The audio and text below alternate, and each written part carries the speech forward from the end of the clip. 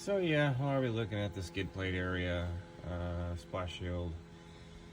Well, if you own a Toyota, you know that these vehicles have a weird AC drip line. And well, when it drips, it typically comes down, gets to the frame right here.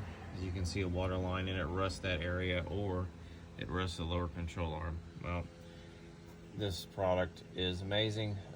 It's pretty simple. It's just got an L shaped elbow, goes into a hose, and you run it down the side. And I ran it just down through there. Really simple. It's cheap. What is it? Ground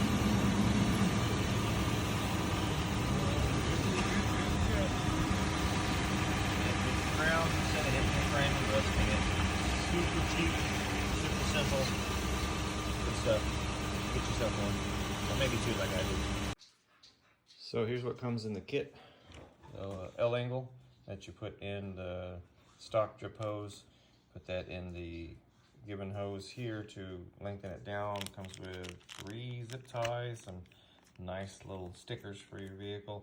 Comes with great instructions. One of the very few products nowadays that come with instructions. Everything just comes blank, nothing, and you're guessing.